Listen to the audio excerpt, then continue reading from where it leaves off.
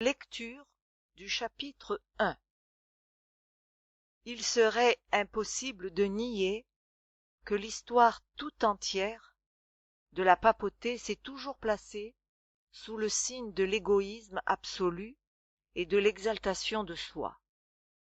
Quant au christianisme, il se situe totalement à l'opposé de ce principe en proposant le renoncement à soi-même comme ligne de conduite. Un passage de l'Écriture résume parfaitement cette pensée en indiquant comment son chef, Jésus-Christ, a lui-même pratiqué ce renoncement.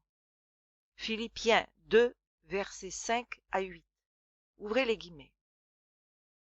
Ayez en vous les sentiments qui étaient en Jésus-Christ, lequel, existant en forme de Dieu, n'a point regardé comme une proie à arracher d'être égal avec Dieu, mais s'est dépouillé lui-même en prenant une forme de serviteur, en devenant semblable aux hommes. Et ayant paru comme un simple homme, il s'est humilié lui-même, se rendant obéissant jusqu'à la mort, même jusqu'à la mort de la croix. Fermez les guillemets. Différentes traductions rapportent ainsi la pensée centrale de ce texte. Ouvrez les guillemets. N'a point considéré son égalité avec Dieu comme une proie à arracher. Fermez les guillemets. Ouvrez les guillemets. Ne pensez pas que cette chose doive être désirée avec ferveur. Fermez les guillemets. Ouvrez les guillemets. Ne la regardez pas comme une chose à saisir. Fermez les guillemets. Ouvrez les guillemets. Ne médita pas son usurpation. Fermez les guillemets. Ouvrez les guillemets. Ne cherchez pas à la conserver avec empressement. Fermez les guillemets. Deux choses sont à considérer dans ces affirmations. Tout d'abord, l'égalité de Jésus avec son Père, de nature divine et éternelle comme lui. Deuxièmement, cette égalité avec Dieu ne l'a jamais poussé à s'emparer du gouvernement de l'univers. Donc, il ne fut pas un usurpateur. Celui qui s'empare de force d'un gouvernement est un usurpateur. Dans ce texte, le chrétien est exhorté à posséder le même esprit que Christ. Mais ce ne fut jamais le cas de la papauté. Dans sa façon d'agir depuis le temps des apôtres, elle a pris précisément le contre-pied absolu d'une telle attitude. Paul écrivait, ouvrez les guillemets, « Le mystère de l'iniquité agit déjà », fermez les guillemets.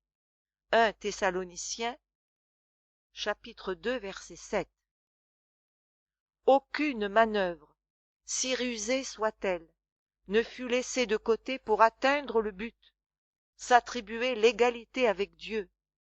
Chaque pas effectué allait dans ce sens. C'était le prix à saisir, avec violence s'il le fallait. Il fallait conquérir et conserver cette position d'égalité avec Dieu. Toute l'histoire de la papauté pourrait se résumer dans cette lutte constante. Durant 20 siècles, et cela malgré la période de la blessure mortelle, le but fut toujours le même. Cela est d'un intérêt suffisant pour en chercher l'origine.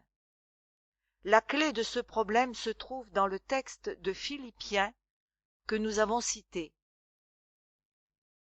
Cet, ouvrez les guillemets, esprit que nous devons avoir en nous et qui était en Jésus-Christ, fermez les guillemets, est l'expression de la pensée de Dieu.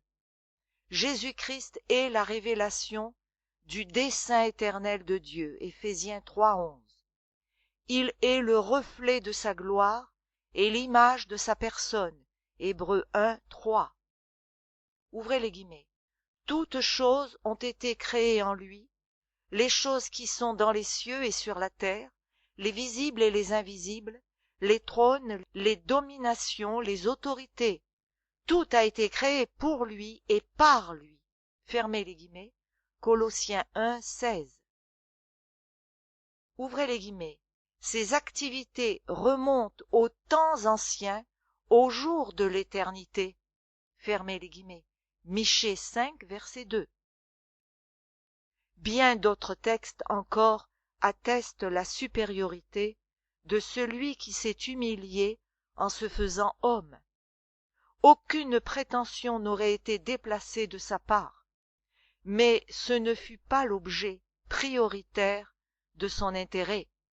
Celui-ci s'est concentré sur le rachat d'une humanité perdue, et pour ce faire, il accepta de descendre jusqu'à la mort ignominieuse de la croix. De droit divin et éternel, il était un avec Dieu.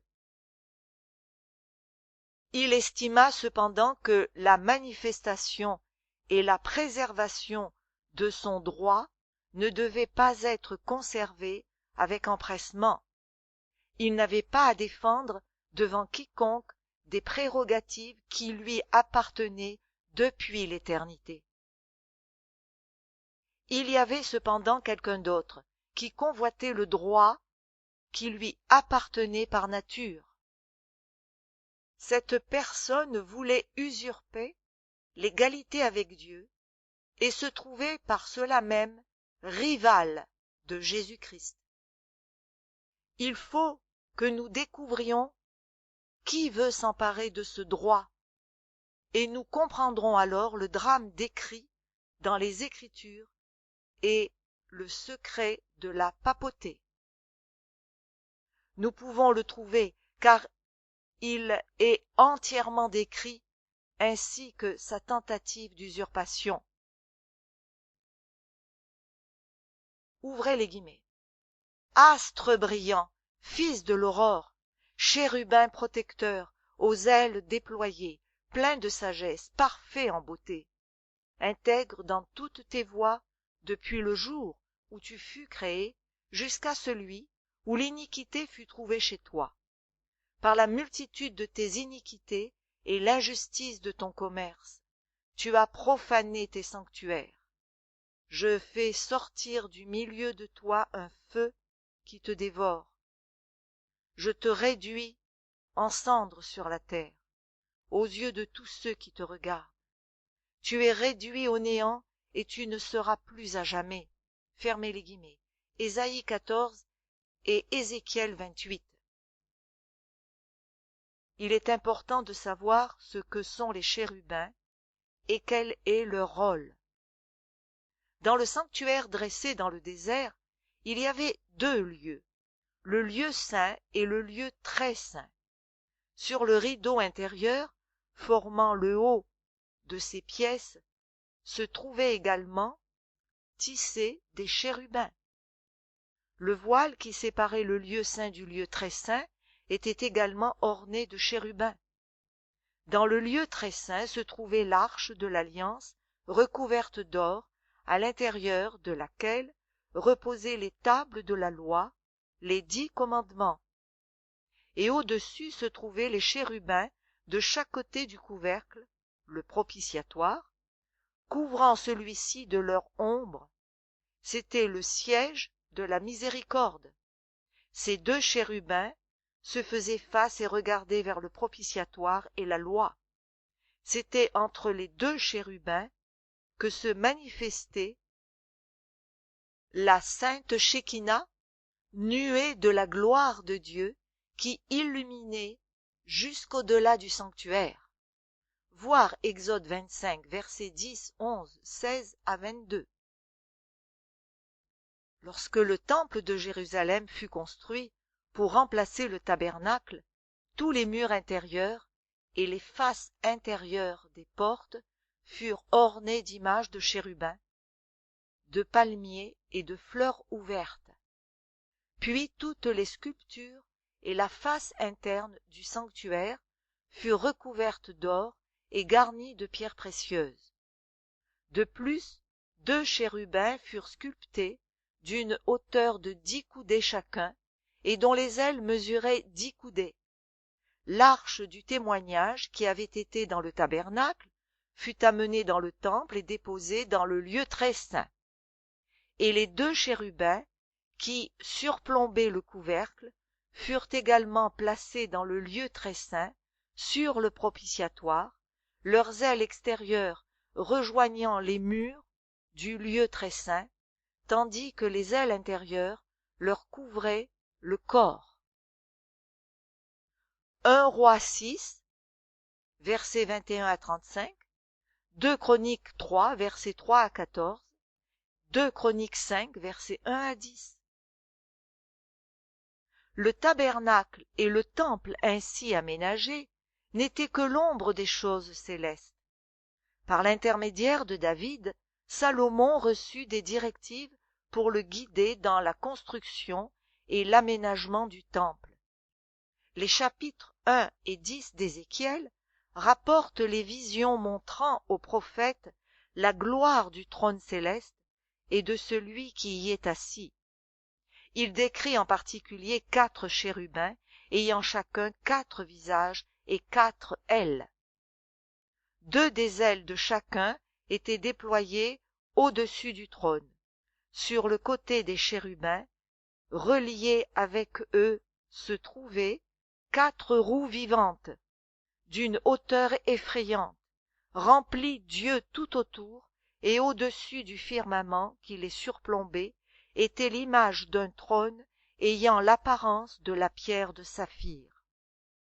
Et il y avait, comme une figure d'homme, entourée d'une lumière éclatante. C'était la gloire de Dieu, paraissant surmontée d'un arc dans la nue, comme dans le ciel après la pluie. Telle était la gloire des chérubins, comparée avec Exode 24, verset 10 et Apocalypse 4, verset 2 à 6.